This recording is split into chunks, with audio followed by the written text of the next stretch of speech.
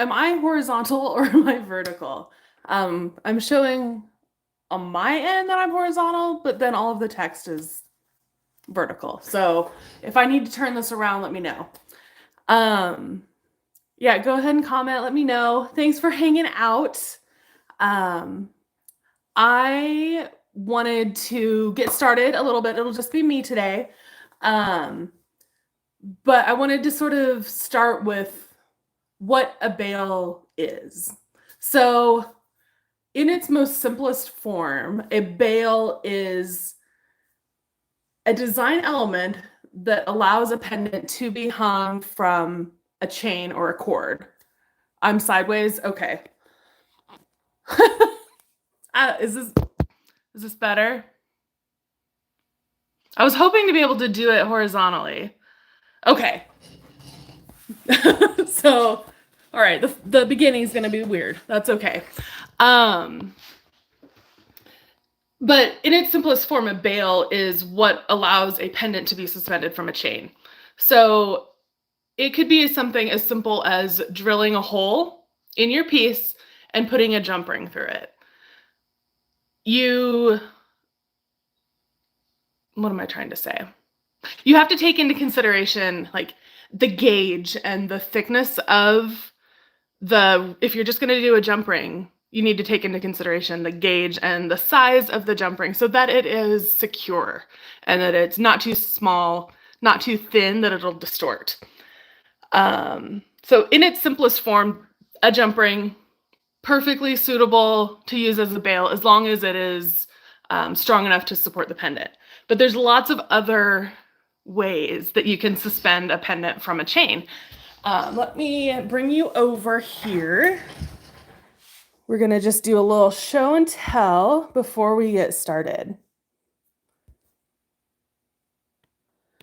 So here, I have all of my camera stands set up for horizontal, but let's just move forward. Okay, so this here would be an example of, just using a jump ring. In this case, I soldered on a large or a fairly thick, probably 18 gauge ring to the back of the piece, and then attached an oval jump ring. That's pretty straightforward. I don't know if I have one that's actually just a hole drilled in the piece. This one's close. Oops, if I can get it to focus. So you can see when I pressed this design, I used thick enough material. Oops, I guess white was maybe not the best background. But I used thick enough material so that the metal that was around the impression itself was thick enough to still be strong enough to support the pendant. So when I cut this out, I just sawed around the design and left a little tiny tab, drilled a hole in it, and then inserted just a jump ring. So that is a pretty good example of like the most straightforward. Thanks, Lynette. This is another option. So I mentioned how you need to make sure that your jump rings are large enough and substantial enough to support the pendant. Another way to, oh my gosh, let me see if I can get my phone set up in this stand real quick so it's not moving around so much. Sorry for the movement. Let's get a little bit closer. Woo! Okay, this will help. I'll be able to use two hands.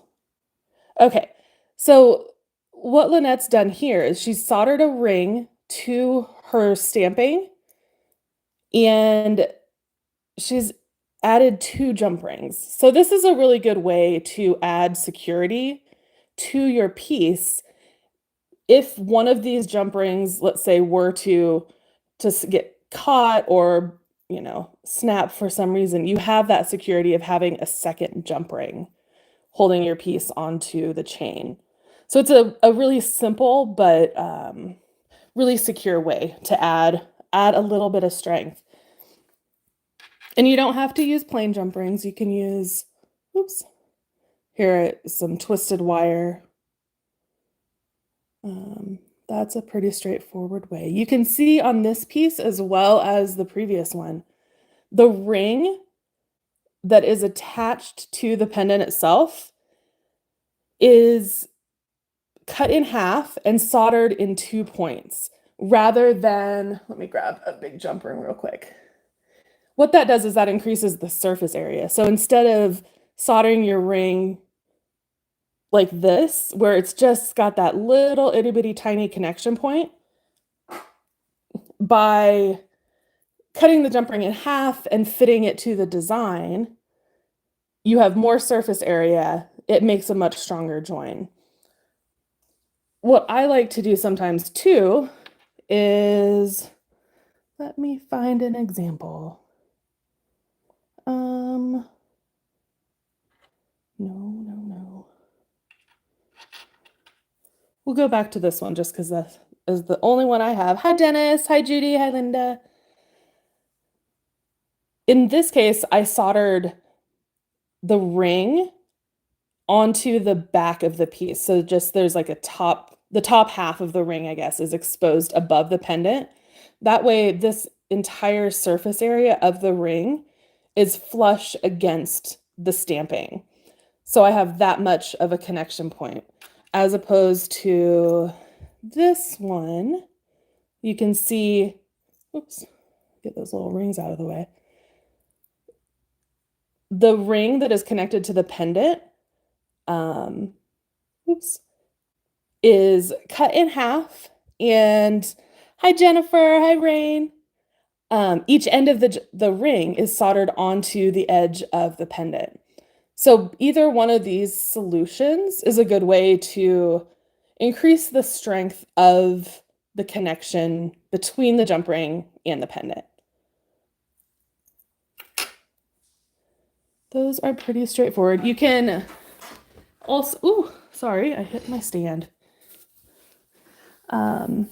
Another thing you could do is solder a piece of tubing onto your pendant. Just make sure that you use like a heavy walled sterling tube and that your chain or your cord fits through the tubing.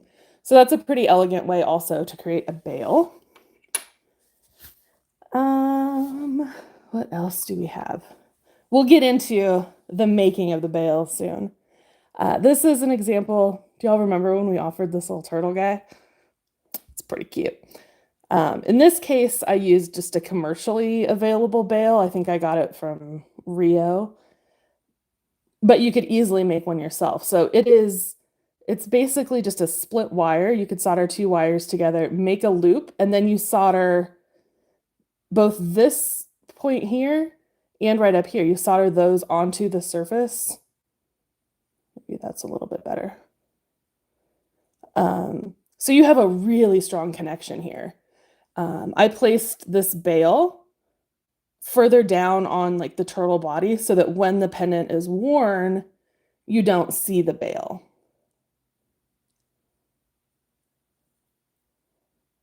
So that is another option. Let us see. This one is actually, oh gosh. Both of these are actually available on the site. We're doing a bail spotlight, impression die spotlight this week. And both the bail and the pendant are available. This impression die already has like the ring or the loop included on the die itself. So I just pressed this solid, drilled a hole, and then for the bail, we're going to show you how to do this, but I pressed the bail, formed it, and then I filed a flat spot on the end of the bail, and made sure that it matched the curve of the jump ring. So rather than just connecting the sharp points of the bail, the ends when they come together, instead of soldering those directly just onto the circumference of the ring, I've filed and sanded a groove sort of like this to match the jump ring so that when it sits together, it's more connected more like this than like this. Does that make sense? It gives it a little bit more surface area. That is another option. This is my preferred way currently to set jump rings, or not to set jump rings, to set bales. And that's by pinning. And pinning is where you ball up one end of a wire, insert it through whatever pieces you're connecting, and then use a really fine, hot torch to ball up the other end, and secure the two pieces together. You do need to have a Smith you need an oxygen propane tank or an oxygen propane torch with a very, very fine tip. I will look and see what kind of tip I do use when we get over there. But I also want to show you how to make this type as well. And a few other examples of that. See, in this case, I don't know if you can see, but I've extended the back plate. So again, when I cut out this back plate, I left a little tab, fit everything together, and then drilled a hole in the little tab to act as the connection point. You can also rivet your bales. I don't think I have an example of that. If we have time, I'm going to try and demo that today. Here is another example. So it's the same technique, the same pinning technique, except instead of a ball on the front of the wire, I have soldered a little tiny spider. So basically I made like a head pin with a spider on the end of the wire, inserted it through the bale and the pendant, and then I drew a bead on the other side. Whoops. Yes, thank you, Lynette. It has to be a hot torch. You can't do it with a butane torch. You can't do it with just a propane torch. That's why I would like to show you a couple different ways to do it, because I know not everyone has that torch. But this is another way that you can dress up your bale a little bit. So in this case, I believe this was just a piece of scrap I had, folded it, and then added that little spider element. I'm pumped by your spider. Good. Okay, this is another variation. Does anyone have any questions about bales? My plan once we do this little show and tell is we're going to talk about how to find the center balance on your pendant. As far as where to place your bale. And we'll talk a little bit about different gauges and metal recommendations. And then we're going to talk about soldering a ring onto the bale itself. And we'll kind of see where that goes. Oh yeah, thanks, Lynette. You definitely oxyacetylene. You need that oxygen in there. So here's, I'm gonna see if I can get camera to focus on these. These are the two examples that I just showed. In this piece, this is the back plate, and I saw out a little tab when I was cutting the back plate, and that's how the bale is connected. And on this pendant, you can see I soldered on a ring, a jump ring to the back, and then I pinned it together. So there's a few different ways that you can make an attachment point for your bale. I'll try and not knock everything over. You can also play around with scale. If you've seen any of Kevin's pendants when he's made them, he is a big fan of big bales. I don't have any of his here. You can make the bale an intricate, an integral part of the piece, or you can make it really simple so that the pendant itself becomes the focus. This is one I just made yesterday using our new bale pattern plate. And in this case, the bales on that plate are larger, so they become more of a like statement bales. Um, Whereas if I were to take, this same pendant and pair it with, oops, let me find an example. If I were to just do a small jump ring, it completely changes the look. My favorite way um, to figure out what type of bale to use is to make a bunch of sample bales. And let me adjust this a little bit if I can. I like to be able to kind of mix and match. I've always worked by making a bunch of parts and then playing with them until I figure out what works best. And so let me scoot some of these aside.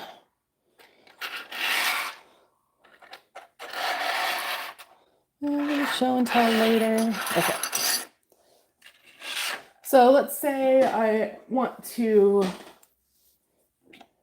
add a pendant or a bale to this piece. Scoot that up. I'm going to try and zoom in. It usually does crazy things when I zoom in. Woo! Okay. Better. Let me get where I need to be. Okay. So let's say that this is the piece that I am wanting to figure out what bale to use for it. I have a bunch of bale impression dies that are available right now on the site, in addition to some larger ones from our newest bale pattern plate. Oh gosh, sorry. I'm in a rolling chair and I just hit the camera. All right. So will I show the blue square one, please? Yeah. I'm going to jump back real quick since I just saw that. There we go. So this impression die, thanks to Lynette, is still in our monthly impression die category. Today is the last day. I did a little screw up and I had the end dates for all of those impression dies listed wrong. So this morning there were no impression dies in that category. And Lynette is amazing and she's working to get those all back up on the site. But this impression die is available. And you can see she's used the 2 jump rings. Oops. Dangles like that. It's really, really nice.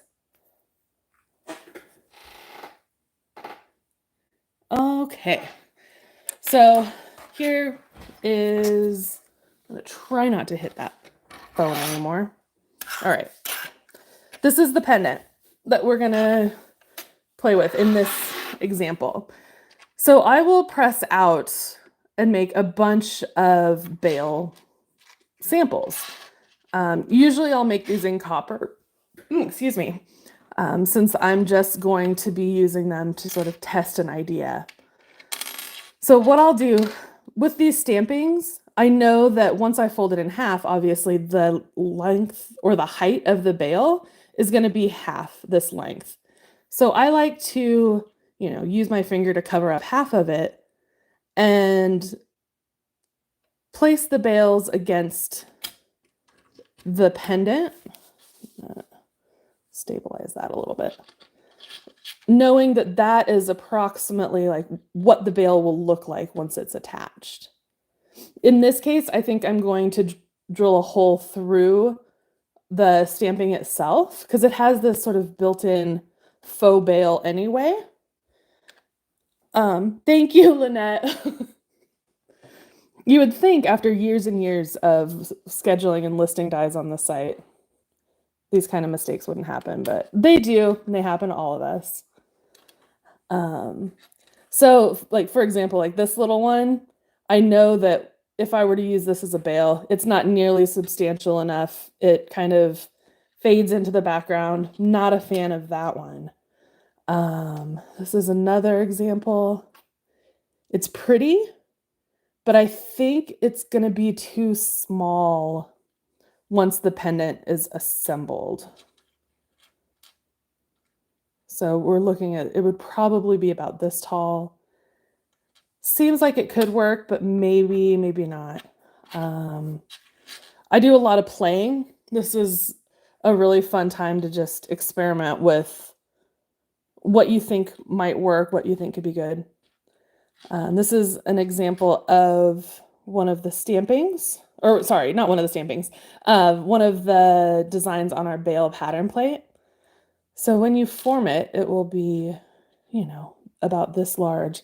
Another thing you can do with these designs on the pattern plate. So this is the complete design. Oops. Or one of the designs. I think there's 5 or 6 designs on the plate. I'm not sure. But this is how it's designed. You can always cut these rings off if you don't want to use them. And you could cut these sections off too if you wanted to make a smaller bail.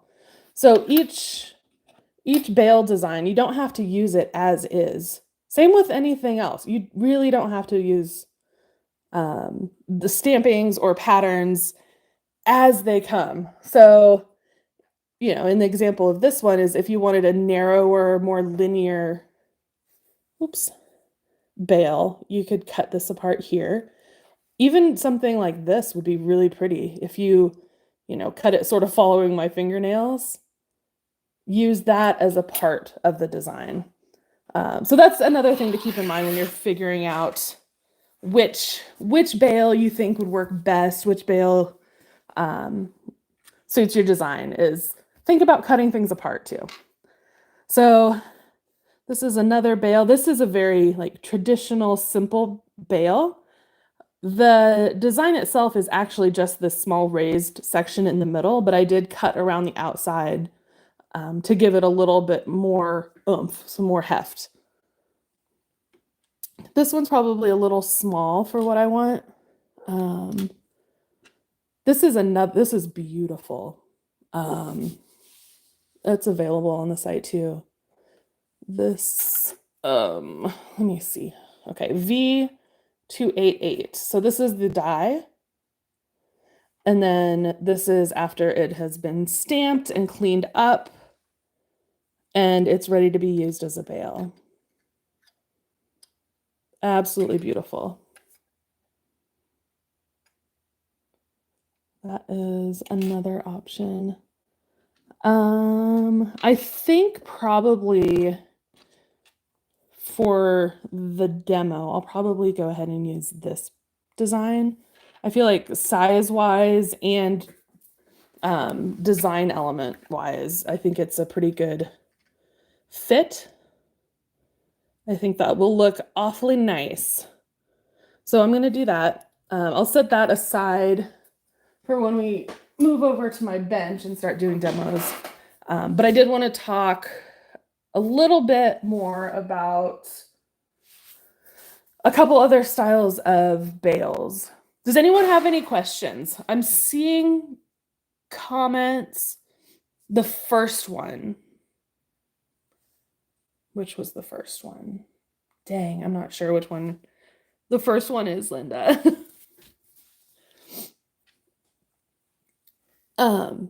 This is on the site this week also, and it's a pendant technically. So it's just a long teardrop, and it comes with a ring on it.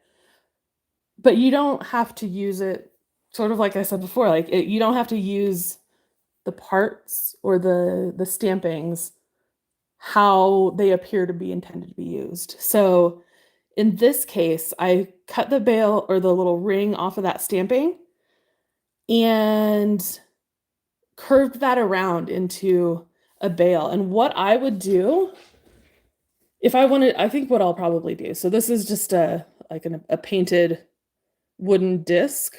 It could be metal, it could be anything. I just pulled things out of my scrap.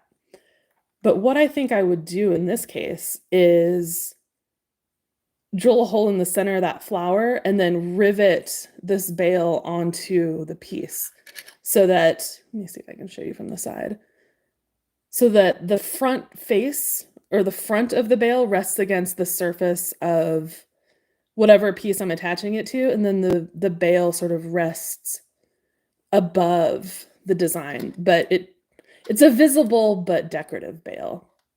So that is another option. The one you showed prior. This one.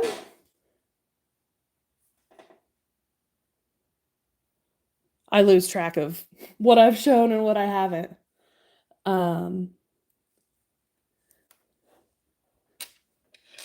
Or the one that has the skinny band with the flares at the end.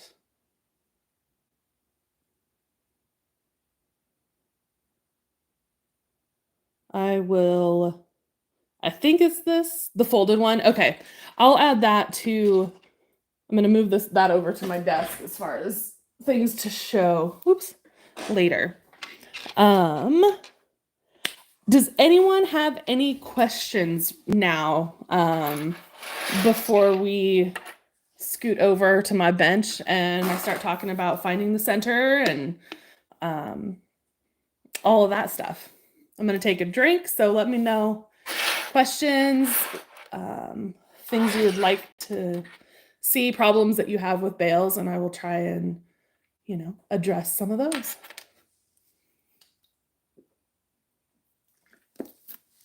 You're welcome.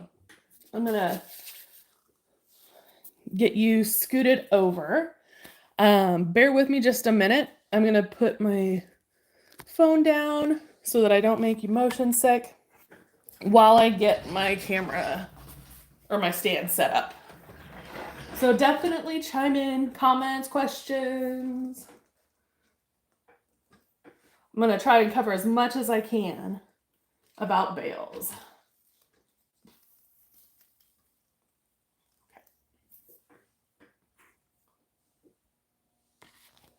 All right, let me get you in a better position. Okay, that's good for now. One of the things that I know a lot of people have questions about is how to find the center of balance on the piece that you're working on. My favorite way to do this is to get a pair of cheap tweezers. You really want fine tip tweezers. These are watchmakers tweezers. These are not cheap, but if you could get any fine tip tweezers from Harbor Freight or anything like that. But the pliers start with this. The tweezers start like this, just regular fine tip tweezers. And then I like to take flat nose pliers and just bend the tips of those tweezers in toward each other so that they meet just at that very, very tip of the tweezers. So how I like to do this is, let's say, okay, we're going to just say that this is the pendant that you want to hang. I take these tweezers with the bent tips and place them where I think I want the bale so that the pendant just stays suspended from that tiny little point. You can say, oh, well, I'd rather have, this spider be up near the top. Let's adjust and figure out where you want, how you want the piece to balance. And then you can make a mark at that point. That way you know that that is where you should drill your hole or add your jump ring. One thing that you do have to keep in mind is you want to do this after you have pretty closely finished the piece. So if on this piece I wanted it to hang, let's say like this, I would want to make sure that I've removed any excess material, that I have added any accents. So let's say I want it to hang like this, but I added a bunch of accents or, little decorations over on this side. If I mark the center of balance before those things are added, most likely the pendant is going to hang a little wonky, a little off center. So it's good to do most of the work on your piece before you sort of finalize exactly where you want that bail to be. So there's another example. I'll probably be able to do a little bit more precise showing you here. So let's say I want it to hang evenly between these two petals. You can see, like, if I accidentally put it over to the side a little bit too much, maybe you can't on camera, but you can see it sort of hanging at an angle. You can mess around, make slight adjustments to how the pendant is hanging, and experiment with how you like the pendant to hang. So again, this is the easiest way that I've found to do it. Another thing that you could do is, if you don't have an extra pair of tweezers, you could make one like out of brass wire, thick brass wire, file a taper on each end, form it into like a little ring or something, and use that to suspend your piece. You could also, you could tape a ring to your piece just temporarily, the way you think you want it to be attached, and then untape and try again. So does that make sense? Does that help everybody as far as finding a way to find the center of balance on a piece? Let me grab one more example if I can find it on my bench. Okay. Here's another example. Let's say you have this more complex piece and you want to figure out where you would attach your bail. So this is just a conglomeration of a bunch of little stampings. You can try, let's say, think, oh, this is perfect. This little octopus tentacle is perfect. But when I place the tweezers there, you can see that it hangs at an angle. We'll say, oh, well, maybe I'll put it here on this piece. It's not bad, but it is tilting in the opposite direction. So I know that I will want my bail to be sort of between these two areas. Most likely that means that I will need to add a jump ring right about here. I can see, whoops. I'm just playing around with where I'm placing the tips of the tweezers. So that's pretty good. I don't know if you can see where the tip of the tweezer is. It's sort of to the left of that center petal on that flower. And I would want to add the jump ring probably a little further over. Yeah, this is, Judy, this is wonderful. They don't have to be this fine. I just happen to have some. Let me run to the other side of my shop real quick and we'll talk about, I'm going to grab a pair of tweezers real quick. Hold on.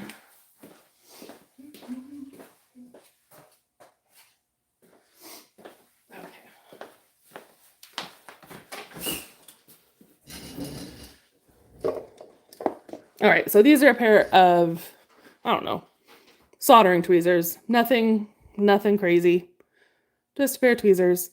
The tips aren't as fine, but that won't matter at all. So what I'm going to do is I'm going to take flat nose pliers and I'm just going to make a slight inward bend.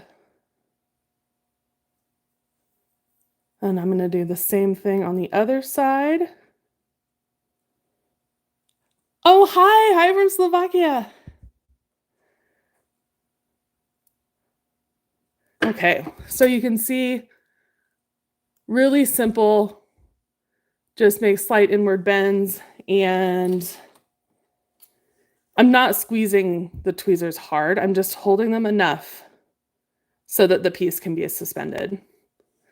So that's a really good way, especially if you're doing something that's asymmetrical or like uneven. So this one's pretty clear.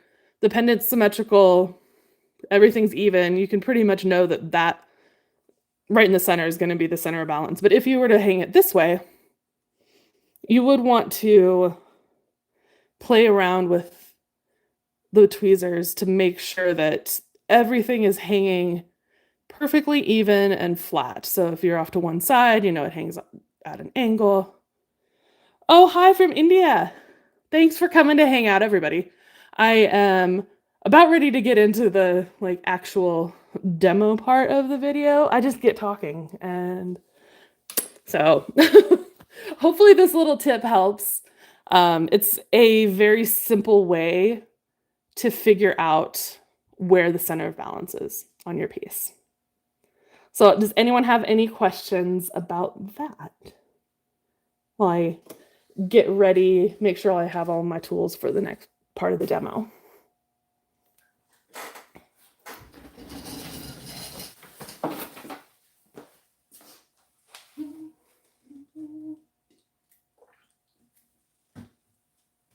Okay, I need to take a drink. You are welcome. I'm glad it's helpful.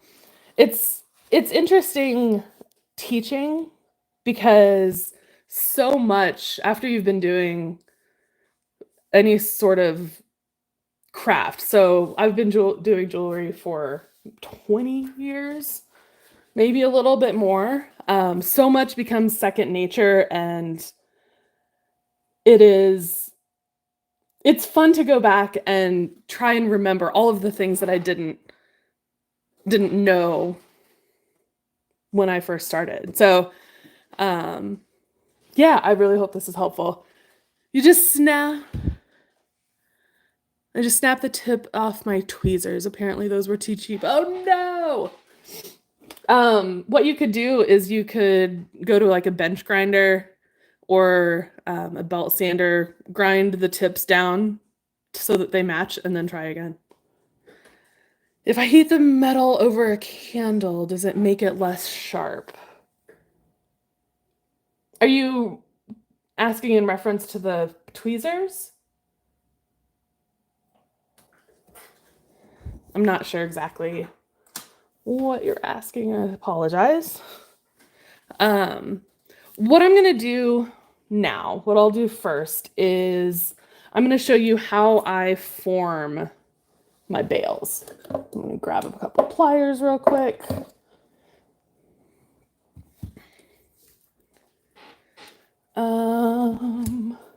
There's lots of different pliers that you can use.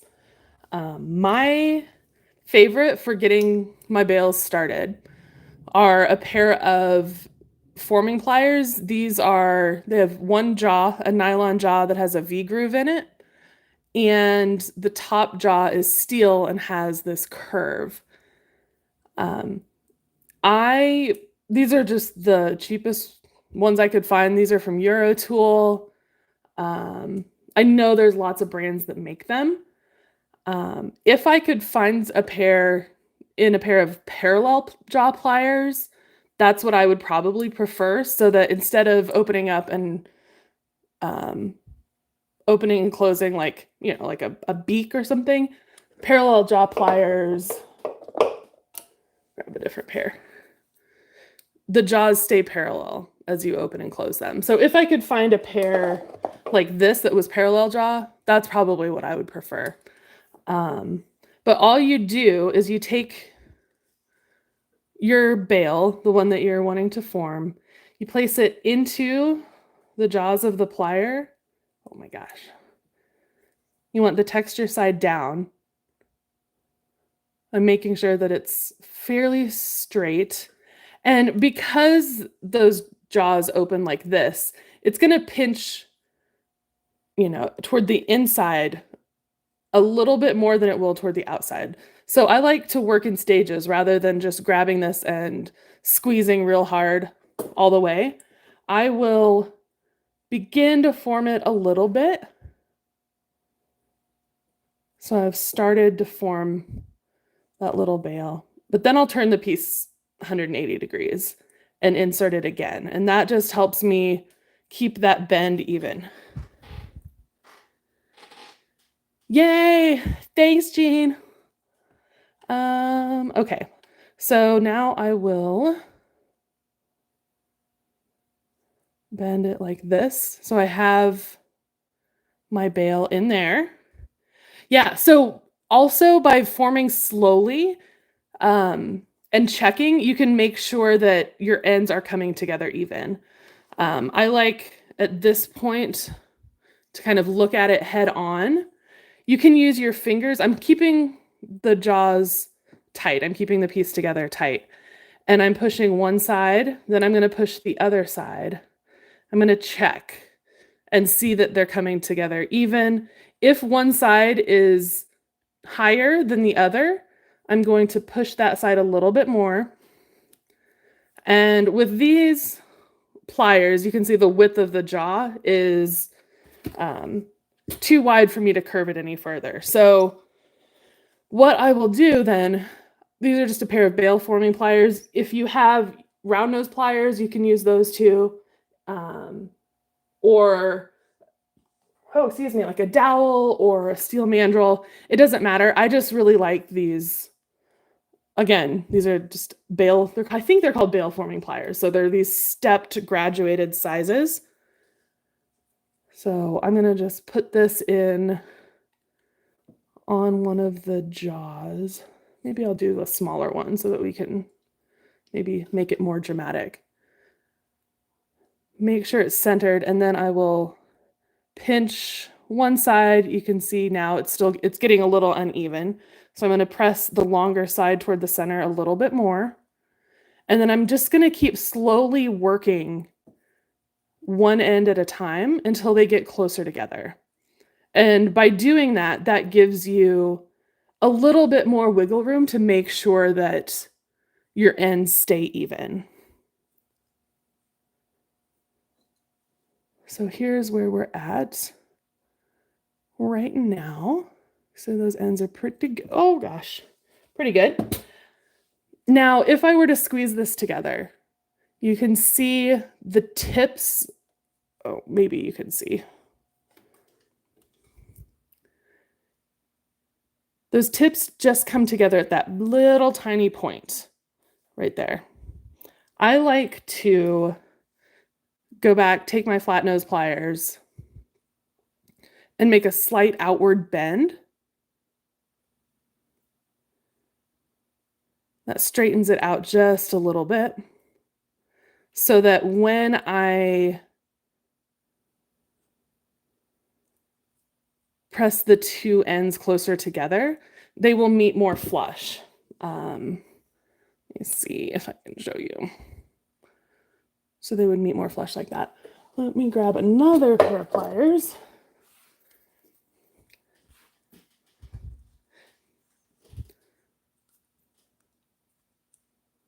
These are just a pair of flat nylon jaw pliers, pinching the ends together. Oops. And so now you can see that the tips of that bail are meeting parallel to each other instead of coming down at a V. Also, I would recommend drilling a pilot hole in each end of your bail before you form it. I forgot to do that, but I guess I will show you how I will drill it now. It is so much easier if you drill a pilot hole in the rings or the open areas of your bail before you start forming it. That's one of the joys of talking while working. You forget things. Okay. So for this example, what we're going to do like a pinned bail. So we're going to drill a hole in both of these pieces. We're going to drill a hole in the pendant itself. We'll attach it together, and then I'll show you how to pin that bail onto the pendant. Again, this is an example of do as I say, not as I do, because I 100% would have drilled a hole in these first. Oops. I think what I'm gonna do, I'm gonna take the back end of my tweezers and I'm gonna just open this bail up a little bit more. Normally you won't do this because you will have drilled your holes first, but I forgot. Yep, that is exactly what I'm about to do. I'm just gonna shove it onto my bench pin. So I still need to make a divot in each end of the bail. So I'm just using a scribe. I'm going to make a divot. Oops. And that's so that it will give my drill bit a way to register and then catch, so it'll drill into the metal without skating around. And so I don't know, you see that little divot? And then I like to start with everyone's gonna have their own way of doing it. Some people will start with the exact size drill bit they need. You want your wire to be sort of not a super tight fit. Like it doesn't have to be as tight as if you're doing like more traditional riveting. You want it to have a little bit of play so that your metal will swing on it, but you also don't want it to be too oversized. So I like to start with a small bit and then I'll show you how I enlarge the holes. So because I forgot this, I'm just gonna wedge this piece onto the end of my bench pin and I'm gonna drill that hole. Now I'm going really slow. I'm not putting any pressure. Really, I'm letting that bit do the work. So there we go. That drilled through just fine. You don't want to overheat. You don't want to spin your bit too fast so that it overheats, because if it overheats, it'll change the temper and it will ruin your bit. Okay. Little tiny changes. There we go. All right. So now I have my starter holes drilled through the bail. Oops, there we go. Is this in focus for y'all? It's hard to see. On my end, it looks really blurry, but I don't know if it's actually blurry or not.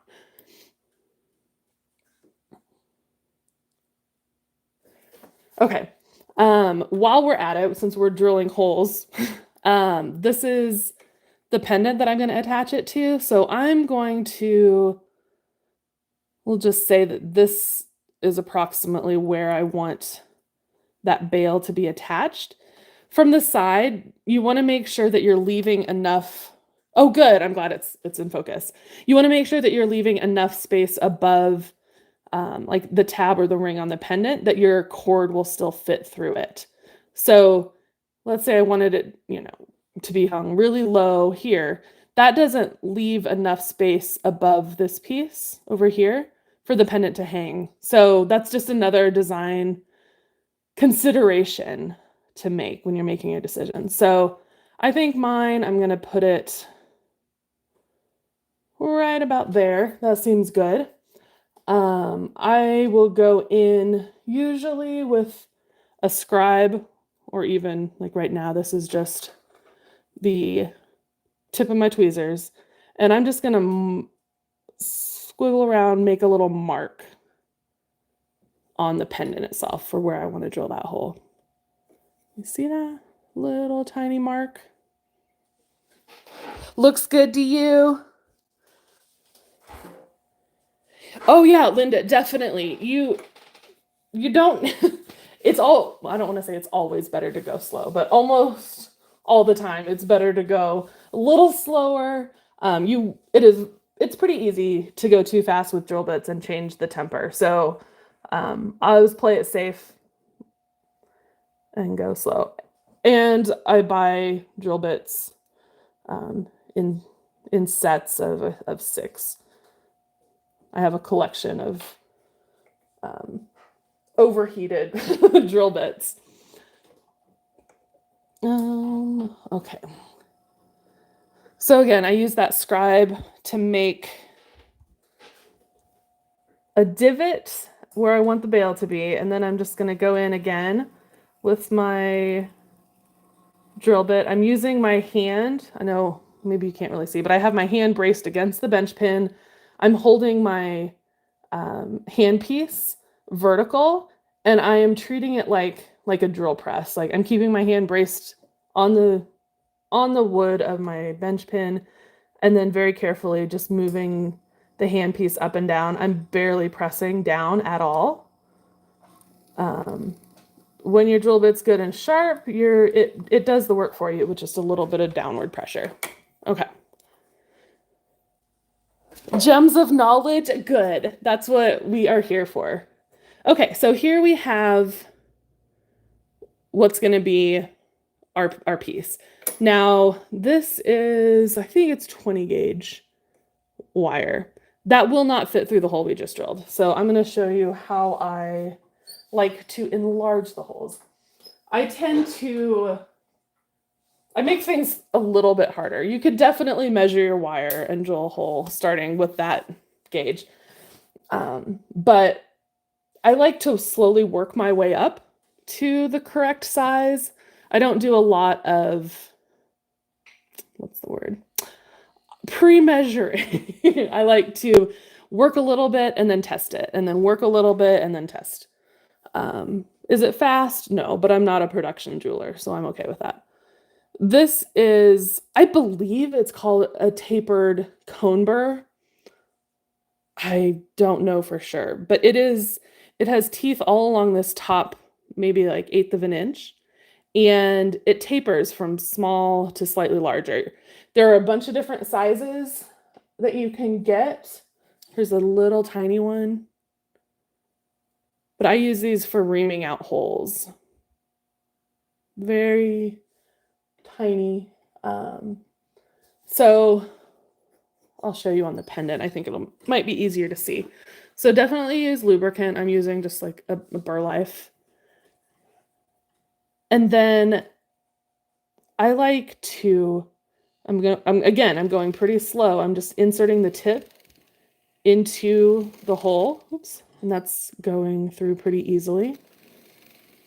I'm gonna enlarge it a little bit. You can see that's opened it up quite a bit. And I want to see if my wire will fit through there. So it's still a pretty tight fit. I'm going to enlarge it just a little bit more.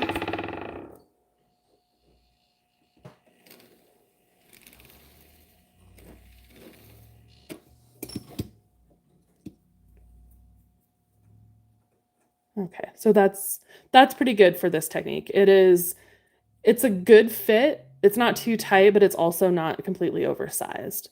So you can see that pendant just swings right on there. An easy way, I will remove the burrs. An easy way to do that is to use a larger pendant, or not a larger pendant, a larger drill bit, and then just put in your fingers, just insert it into the hole, oops, twist, and that removes that little burr left from drilling. So I'll do that on both sides, quick and easy.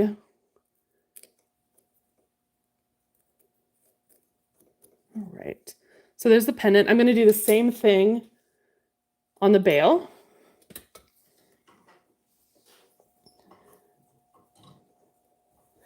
So in this case, it's going to be a little difficult for me to brace the metal itself directly on the bench pin. So I'm going to hold it in my fingers, but I'm making sure that my hand is fully secured and pressed up tightly against the bench pin. Okay. So we don't want things to move. So I'm going to go in just like I did on the pendant, sort of wiggling it around. Oops. Gone through a little bit. Oh, I forgot one thing. When I do this, I do like to pinch the ends together a little bit closer to where their final orientation is going to be so that I can make sure that the holes are lined up using this. Well, let's try go in from this side. I think we'll need to open it up a little bit more. I'll try this side, just working back and forth. Okay, let's see. It's still a little tight. Let me open it up a little bit more. There we go. That should do it. So again, it's for me, I like to just work slowly back and forth until I find the right size hole. All right, so now that wire that we're going to use fits pretty securely through that hole. It's not a giant hole with a lot of slop in it. It's loose. So now that we know we have our holes the way we want them, again, I'm going to clean up those burrs. And then on the inside where the burrs are, I like to take just a flat file and just quickly file those burrs down.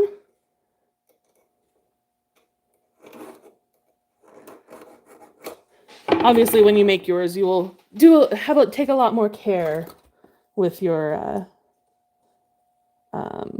bail. But for time's sake, all right. So I'm just making little minor adjustments to the ends of this bail.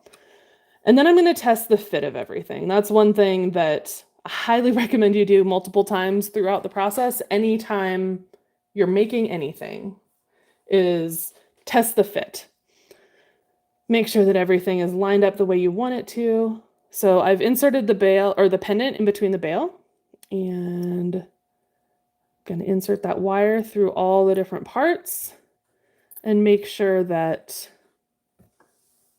it hangs the way I want it to.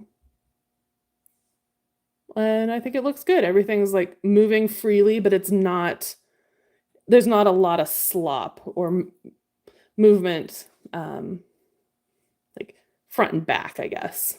So little adjustments there, but that looks pretty good to me. Does anyone have questions about how we got to this point so far? Because if not, I'm going to readjust and I will take you over to the other side of my shop and we'll bead up the opposite end and I'll show you how this looks when it's finished. So I'll be moving around. I will take you to the other side of my shop in just a second.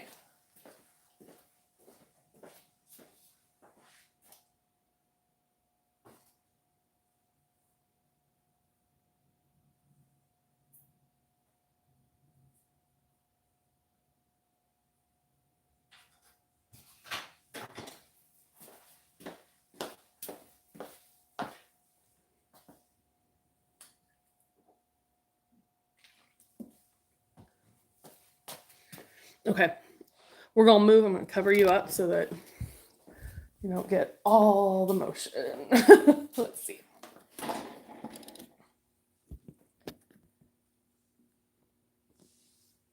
Okay, bear with me just a second.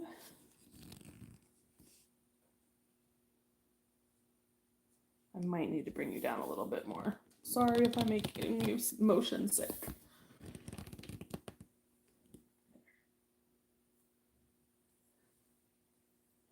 I think that will be good.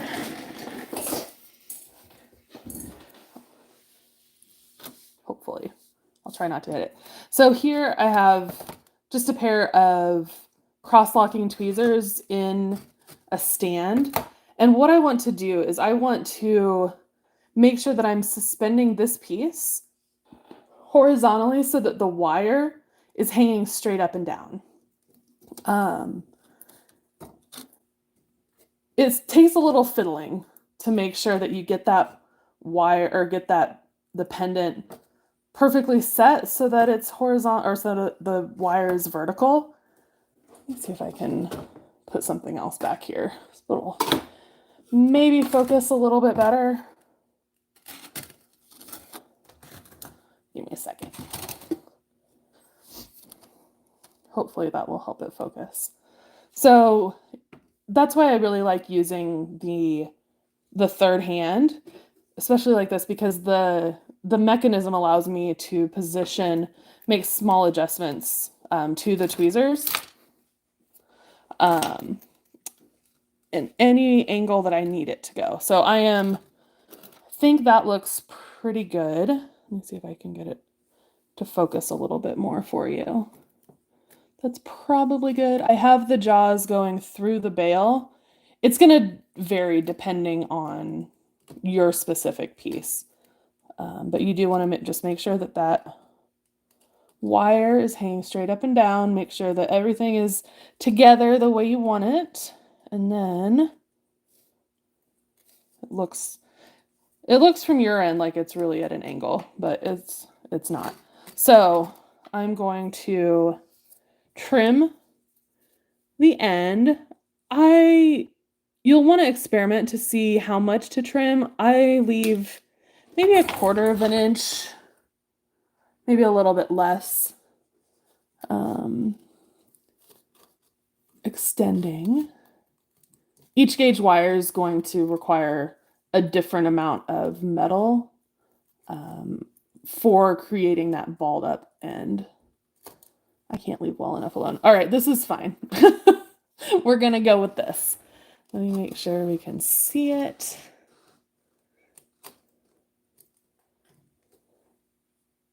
Oops.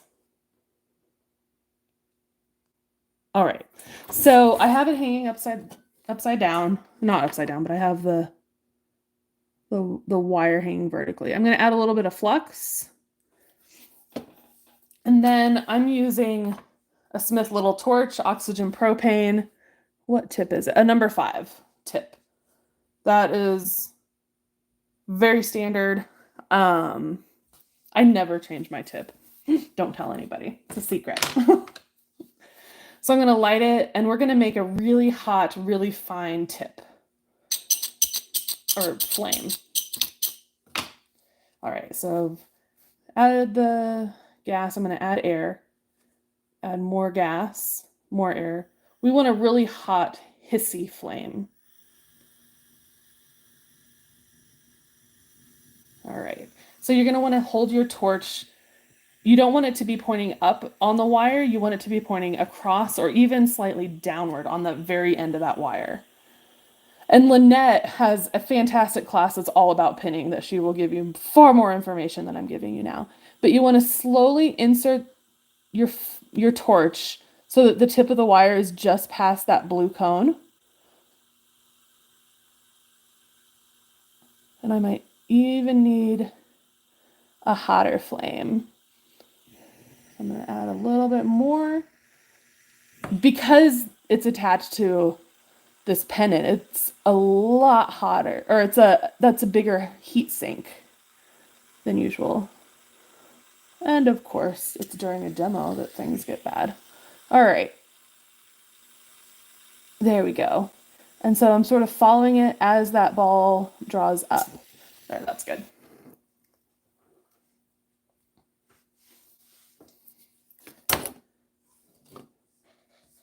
And so there you can see there's a ball on each end. I'm going to quench that real quick.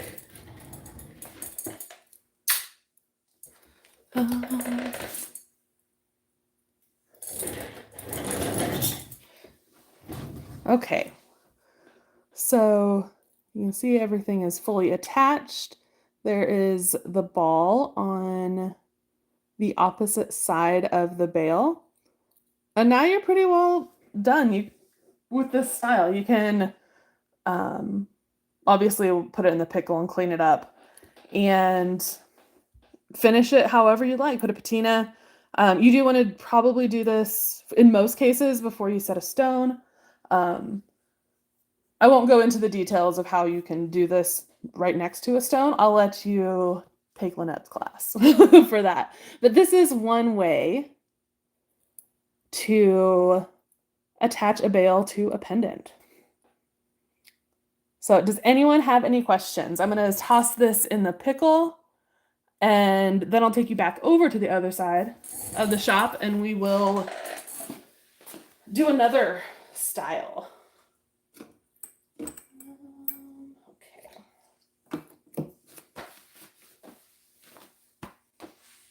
All right, I'm moving you.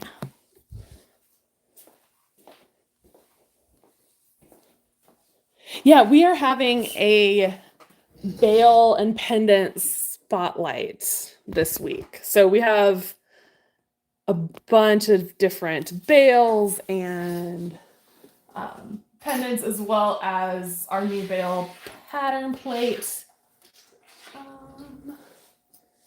Let me grab this. Do you ever flatten the pin heads? You absolutely can. You can rivet them. You don't even need to pin them up. So I think what I'll do next, I'm going to show you how to solder a jump ring onto the ends of a bail, sort of like this, where the ring is fixed onto the bail and it's threaded through a hole in the pendant.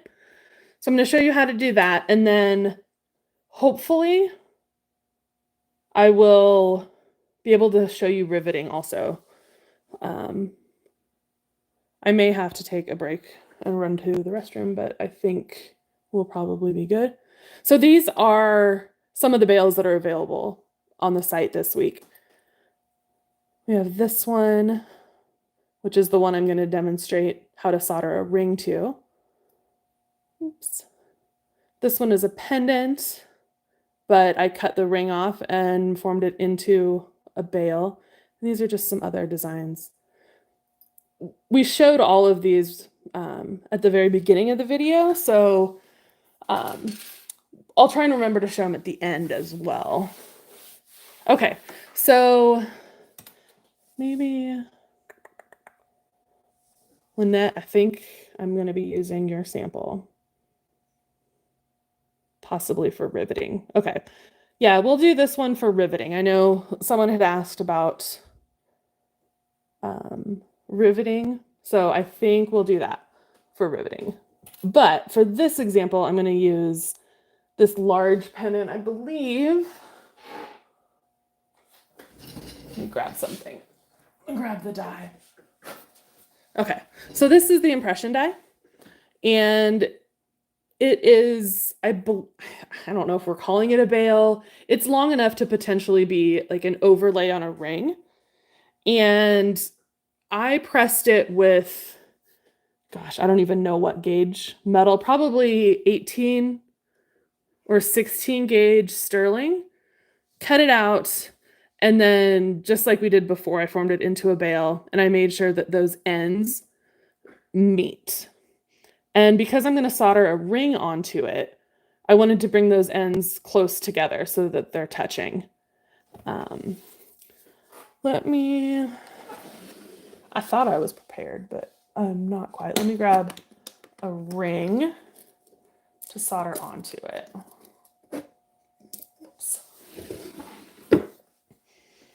Okay, this is just a probably 18 gauge. This ring happens to be a closed ring that I purchased that way. You can use a regular jump ring. It's totally fine too. So what my plan is I'm going to solder this bail onto this jump ring so that it is parallel to the opening of the bail. So I'm not going to solder it in this orientation. I'll solder it in this orientation. Because I want to maximize the surface area between the ring and the bail, I'm going to take, you can use different grinding burrs. Let me find I don't know if I have a good file. You can use needle files, but you want to consider the curve of this jump ring. You want to match that curve in the end of the bail. So I'm just going to take a needle file and I'm going to file oops, a groove in the end. Oops. Again, if you have like cylinder burrs, anything like that, you can use those as well. But I'm just making sure that when I go to solder this ring onto the bale, it's touching as much as possible. How fiddly do you all want to get? Because you can also, after you get that outer shape, you can go in to that groove that you just carved. Let me see if I have the right side. You can go in with a ball burr. You don't have to do this. This is just an example. So right now you have the outer curve of that jump ring that's into the end of the bale. But what you don't have is the diameter of the wire, the curve in the bale. So what I'll do is I'll just take this round ball burr. You would be more specific. Choose a burr that's actually the same size as your wire. And then just following this curve, create a small groove down the center. Lynette is probably laughing at me. And so what that does is that even further increases that surface area so that both this curve of the circle or of the ring and the circumference of the wire, it allows it to like fully nest in there for as clean of a joint as possible. Again, not necessary, but just a little tip. So that is the plan for this one. I'll show you how to set this up. There's a couple different ways that you can do this. That's completely, up to you. I recommend practicing a lot and making a bunch of samples in copper before you move on to your final piece. So does anyone have questions about that before we move on? I'm going to get a drink real quick.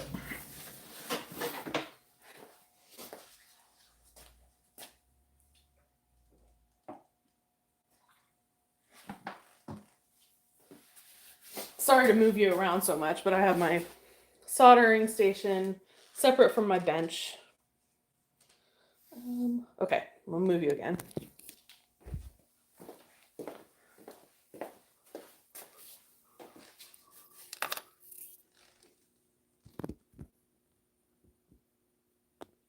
Okay.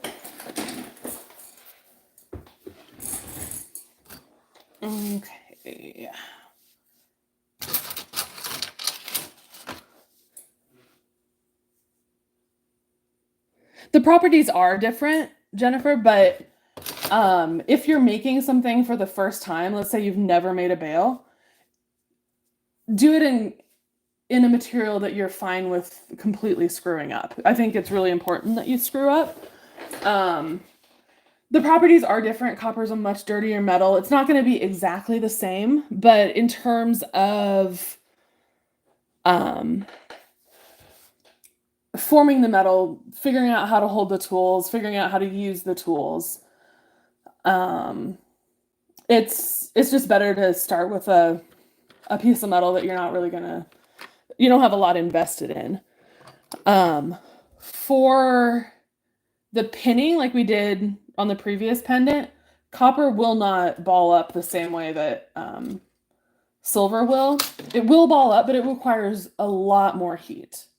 So for the pinning, I would use silver. If you're practicing, forming the bales, adjusting the ends, definitely start with copper because that will give you just more tactile experience with that. But for the pin, I would definitely use silver for practice.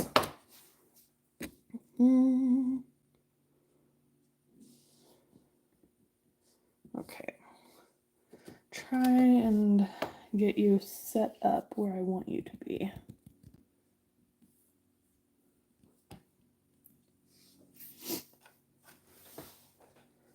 Okay, so again, I'm using that third hand again. I really like it. I use it quite a bit. And I'm holding the bail. Let me see if I can get it. In the jaws of the plier or in the jaw of the tweezers so that it's straight up and down, so that it's vertical in the tweezers. Let me zoom a bit. Yeah, so when you're doing samples, like I said, for certain tasks, the copper will behave different than silver, for sure. Um, but in general, if you're just getting used to the feel of the metal, how it works, how it feels when you bend it, how it feels, anything. Oh gosh, sorry. Definitely do it with copper. Do it with copper first. And then once you're familiar with how things work in copper, silver is going to be a lot easier. Jean, it gives it a smoother ball. Yep. Thanks, Lynette. Okay, I'm cutting some solder. I would use hard solder for this, but I guess you don't have to. Okay.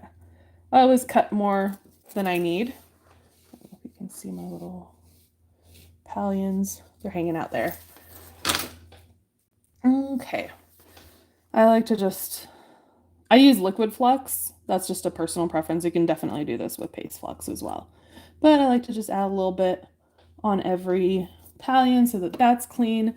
I'm going to add some flux to the join on the bail. And then let me find another pair of tweezers.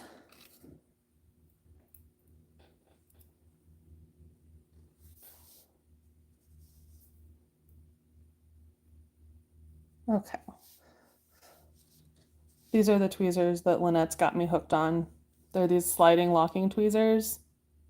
I love them. Thank you, Lynette. um, so I'm gonna hold what's gonna happen, and I'm gonna hopefully be able to show you, is I'm going to sweat some solder onto this jump ring. So I'm going to put flux on it. I'm going to touch it to the pallion of solder. I'm going to pre-melt it onto this ring, and then I'm going to heat the bail and hold this in place until the solder flows. It'll take practice, getting used to using both your torch and your opposite hand, or your torch and your tweezers at the same time, but that definitely comes with practice. That just comes with trying it and melting a bunch of stuff. And again, making mistakes. I think you learn more from messing up than you do from your successes. As long as you take note of what you did wrong. And it doesn't reflect on you if you make mistakes. Everybody does. Okay. Try and get it in a better view. I will do my darndest to keep my hand out of the screen.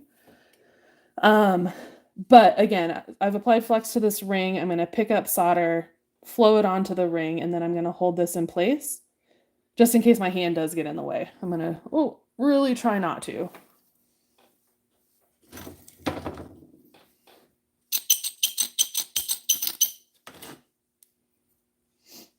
Okay.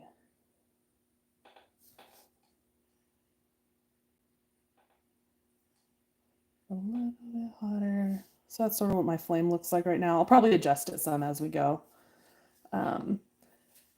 But first, I'm going to heat the jump ring. And once this flux gets sticky, that solder will easily just flip right up on there. And then, and roll to the other side. But I'm going to just flow that solder onto that jump ring. I may pick up another piece since I didn't do a great job of getting it just on that bottom edge. Okay, so we have the solder flowed onto that. Now I'm going to focus all of my heat right now onto this bail. Because the metal is thicker, it's going to take a lot longer to heat up, plus the tweezers are going to be acting as a heat sink. So I'm keeping my torch moving. Is my hand out of the way? And I'm paying attention to the flux, seeing when it gets glossy. I can see the metal changing color. I know we're getting closer, oops, to the solder temperature. So I'm just carefully heating everything evenly, watching for that flash of solder to flow from the ring onto the bale. I think it did it. I like to double check everything. Yep, it looks good from the back too. It's a little wonky, but that's fine. So that is how you attach that ring. Let me quench it real quick.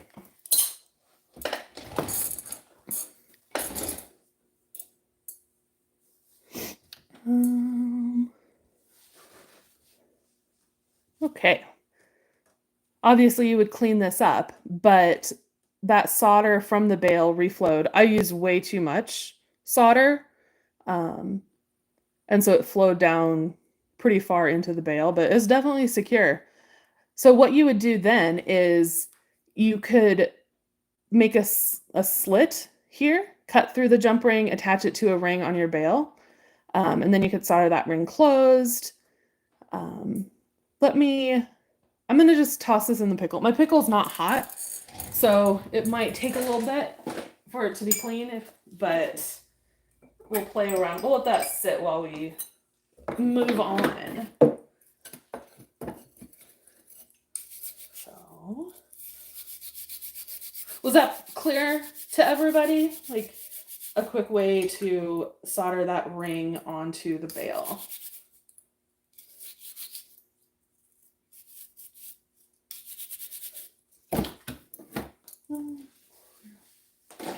So here is the pendant that we worked on earlier. It's clean. The pinned bale. It hangs perfectly. And so then, yeah, you would finish it however you want with patina. I'm team patina. I feel like it always highlights the detail, but I'm also not a shiny person, which some people love shiny, which is awesome. I'm just a more matte patina type person. So I don't think that bale, there's no way that bale that we just made is clean yet, but maybe some of the flux is gone. So any questions about this process? Where I've soldered a bale onto the ring, and then I'm going to use that ring to attach it to a piece. I'm going to leave that in the pickle. I'm going to move you back to the other side of the room to show you one last style of bale.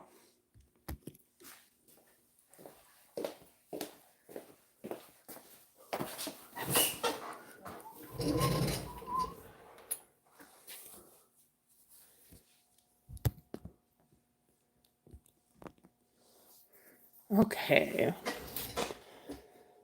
So what I'm going to do next is I will show you how to rivet a bale onto your piece. I will probably, let's see. There's so many things I want to do, but this is our gem show week. It's like our busiest week of the year. So I was trying to keep this short, an hour and a half later. That's okay. But I think I'll use this wooden painted piece and this bale that Lynette made. So what I'm going to do first is I'm going to decide where I want the rivet to be. I think this seems like a perfect spot for it, the center element right here. So I'm going to make a mark. Oops, I'm going to open it up a little bit to make this easier, make my life easier. So in that center section, that little center diamond, I'm just going to make a little divot. You don't need a big hole or big divot. You just want a little mark that will show you, or that it's enough for the tip of that drill bit to register in there.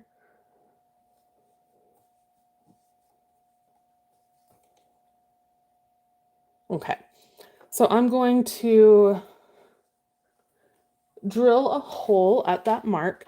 There are going to be more detailed riveting instructions out there in the world. I think Lynette, I believe so. I believe she's done a video that's all about riveting. Should be on our YouTube channel, I believe. So I'm not going to go over all of the ins and outs of riveting because there's other resources there. But I'm drilling the holes in the bale first. Oops. And this is probably like a 65 drill bit. I don't know. I don't keep track of things like that really. So there's that hole in the center. I'm going to do the same from the opposite side. Oops.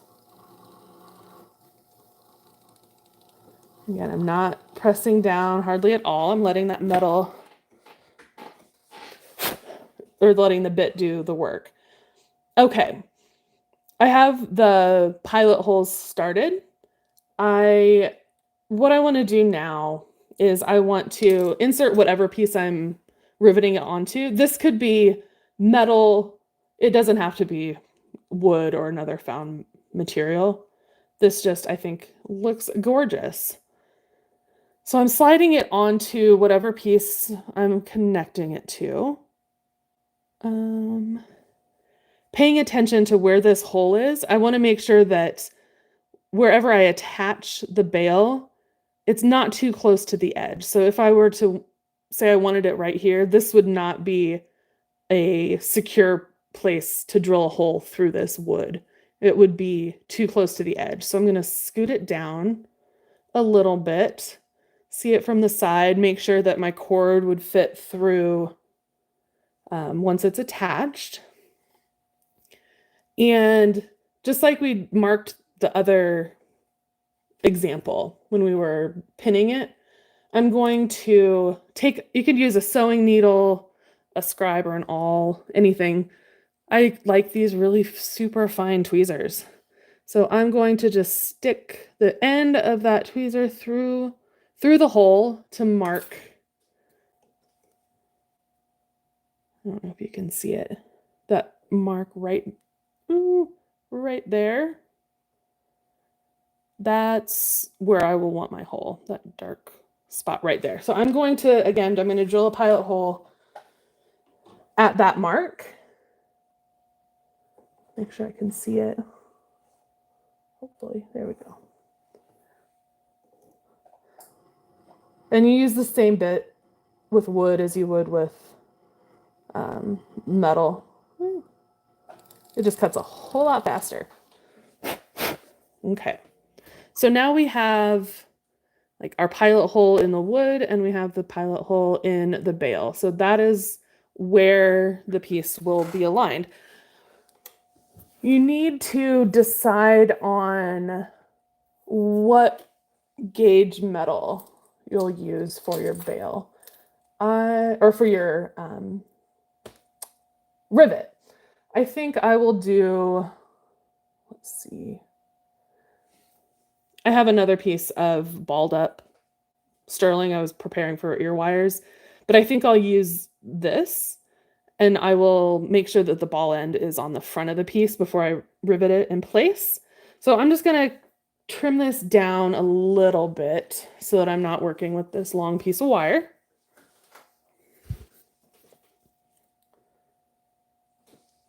Okay. And again, I know that this hole is too small to fit this wire. So I'm going to go back to that tapered burr. And in this case, you want the hole to be a really tight fit on the rivet wire. So I'm going to even go slower than I did previously. I'm going to just open it up a little bit.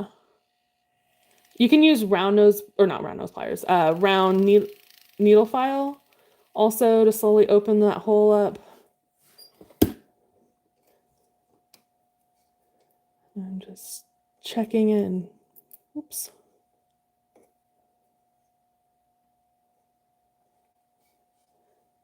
So that's still too small. Open it up a little bit more.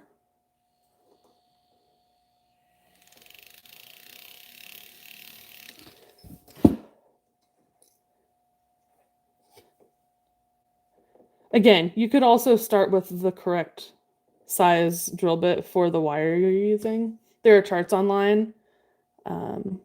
This is just how I prefer to do it.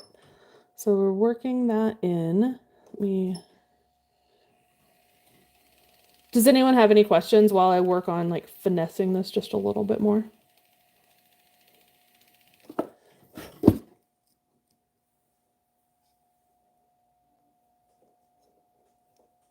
It's working like it's getting close. You can see it's starting to pop through on the other side.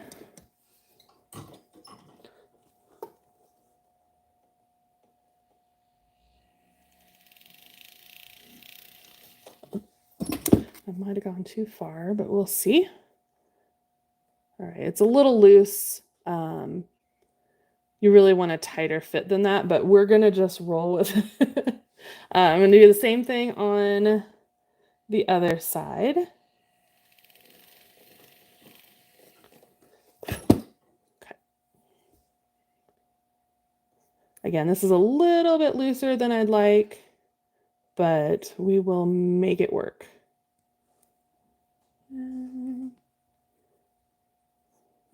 Let me clean off these burrs really quick. Again, I just like to use a larger drill bit. Oops. And then you can go in with that flat file to remove that burr from the inside. You could also use like a sanding disc, something like that to clean up the inside. Whatever you have, like the tools that I'm showing, you can use whatever gets the job done for you. Okay, so here we have the hole is through the bail on both sides, or the wire can get through the hole on both sides of the bail. So what we need to do now is enlarge that hole on the pendant, wherever I drilled it. There we go.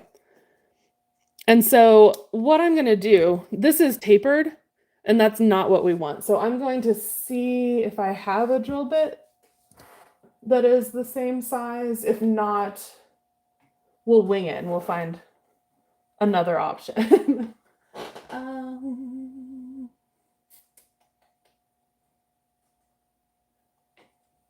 What I think I'm going to do, and this may change, but this is a Krause burr. So it's sort of shaped like a flame, like a cone on a flame. I'm going to, we'll see if this will work. I'm going to try and go in there, and I'm just going to kind of wiggle it back and forth inside when it's inside the drilled hole in the wood. Because the wood is so soft, I think this will work. And just enlarge that hole and keep testing and checking to make sure it works. I'm going to do maybe, yeah, I'm going to check that because that may be enough. Okay, so that is enough. That was easy. So now I'm going to line up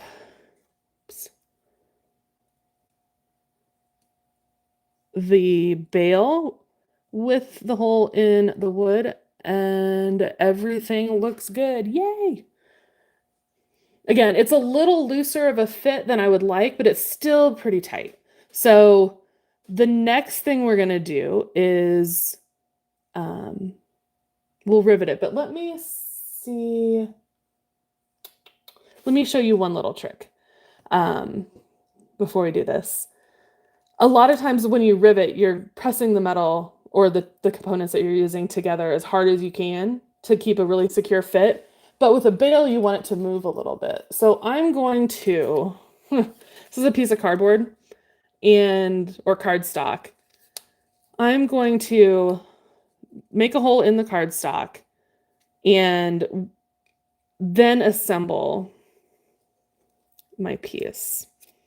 This might be harder for me to show on camera. Okay, give me a second to line everything up, and I'll show you what it looks like.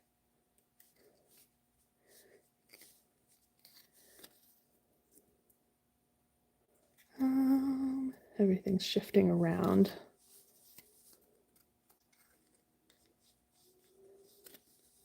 Okay, there we go. So what this piece of paper is going to do is it's going to allow, I'll be removing it after I set the rivet. So it is giving that bail just a little tiny bit of extra space on that rivet wire so that when I remove the paper, the bail will swing freely. Oops. If you were doing this on metal, you could then burn the metal or burn the paper away. I will just tear it away. Let me trim it really quick. Oh gosh. Sorry, didn't mean to hit the camera. All right. Trim it so it stays out of the way. All right. Give me a second because I thought I had my little bench block, but I think I need to find it again. Brianna, thank you. Thank you for the love eyes. Okay. Oh, here we go. It was in front of my face the whole time. What I'm going to do, so to rivet this, like I said, there's lots of information online about how to do rivets, but you want to make sure that your rivet wire fits tightly through all of the pieces. You don't want any space. You know, if your bail was, say it was open like, instead of parallel, it was open like this. When you go to set that rivet wire, wherever it's not supported, it's going to bend rather than compress upon itself. So that's why you want a really tight fit. Everything should fit together tightly and evenly. When you're setting the rivet, let me see if I can bring you down a little bit. I will try and keep my hand out of your view. So when you're setting the rivet, you only want the rivet head in contact with the bench pin. So you don't want your piece, you know, set at an angle or any other part of your design or pendant to be resting on the bench pin. You only want that tiny rivet head. This might work better. Okay, so you can see how just that rivet head is on the bench pin, hopefully. Oops. So what I'm going to do now, again, if I can find it, I'm going to take flush cutters and I'm going to trim this wire so that about the diameter of the wire is extending above the bail, probably a little bit less actually. You really don't need much to make this a really secure rivet. So let me try and bring this over without disassembling everything. You can see that little tiny bit of metal right above my fingernail. You don't want much. I like to go in typically with a needle file and just file off that, you know, when you cut a wire, there's always that pinched point, even if you're using flush cutters. I like to just go in and remove that. And now I'm going to try and get you in the best position I can. And hopefully you can see what I'm doing. Okay. I don't know that this is going to stay in focus, but I will try. So now I'm making sure that that ball is the only part that is touching the surface, the steel surface. And I'm going to go in, I'm just using the ball end of a chasing hammer, and I'm just going to lightly begin to tap that rivet head. You can't really tell, but I'm sort of working in a circle to evenly spread the head of that rivet. Oh, and I am in a very awkward position for myself. Okay, let me.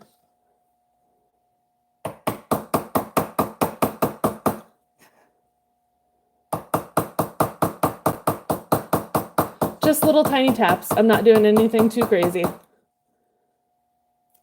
don't know if you can see how that head of that rivet has spread out.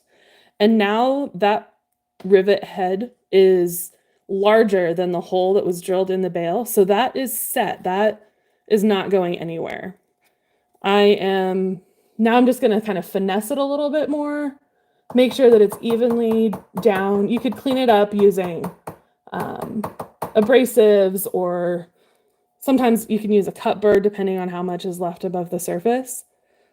But you have that nice little rivet head on the back, and you have the balled up end on the front. And now what I'll do, let me find scissors. We have this paper. So I'm going to just insert some scissors, and work on pulling that paper out. You might need to get in there with some pliers. And there we go. And so having that paper in there allows the rivet to be fully set, but it also has room to swing. So that's how you can add a little bit more movement into your piece. So that is riveting the bale. Yay. Does anyone have questions about that? I'm going to probably swing you back over to where we started the video. I'm going to grab that piece out of the pickle, and then we can just do a quick little recap, and then you'll be ready to go make all the bales you want.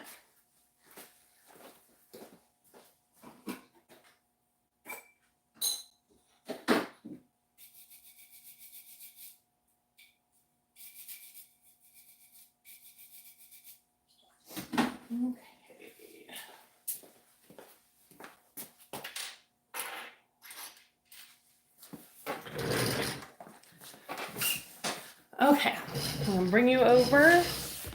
We'll talk about what we did, and then I'll let you get to it. All of our,